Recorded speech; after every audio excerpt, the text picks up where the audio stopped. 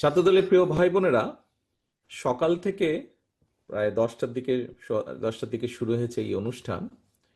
সকাল থেকে তোমরা এই অনুষ্ঠানে উপস্থিত থেকেছো। এই অনুষ্ঠানে তোমরা কতগুলো বিষয় জেনেছো, শুনেছো, বুঝেছো নিশ্চয়ই। এই যে দেখো, আমরা অনুষ্ঠানটির নাম কি দিয়েছি? অনুষ্ঠানটির নাম আমরা দিয়েছি দেশ গড়ার পরিকল্পনা। বিগত 16 বছর, 2008 সাল থেকে যদি আমরা কম বেশি ধরি, 16 বছর ধরে, গতকাল তোমাদের কিছু সহকর্মী ছিল, আজ তোমরা আছো।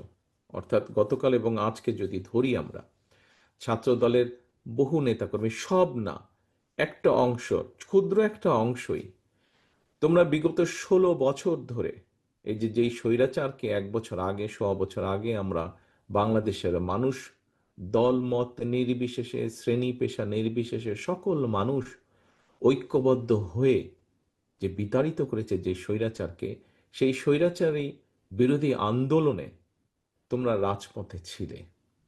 আপনাকেই বলছি, ইন্স্যুরেন্স করলে সিটিতে সুরক্ষা পাবেন নিশ্চিত।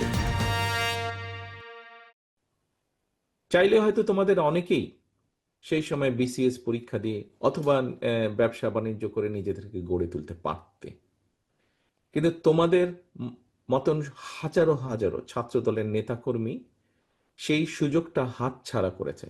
কেন হাতছাড়া করেছে? কারণ তোমরা একটি আদর্শে বিশ্বাস করতে। সেই রাজনৈতিক আদর্শটি হচ্ছে এই দেশের মানুষের রাজনৈতিক অধিকার, ভোটের অধিকার, কথা বলার অধিকার, এইগুলোকে প্রতিষ্ঠিত করার জন্য।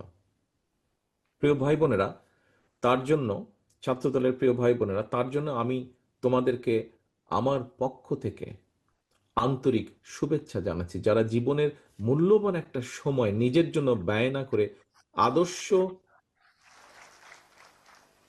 এই দেশের মানুষের অধিকার প্রতিষ্ঠার জন্য তোমরা সংগ্রাম করেছো। তার জন্য আমি তোমাদেরকে আন্তরিকভাবে ধন্যবাদ জানাই। সমগ্র বাংলাদেশে আমার যত ছাত্র দলের প্রিয় ভাই বোনেরা আছো,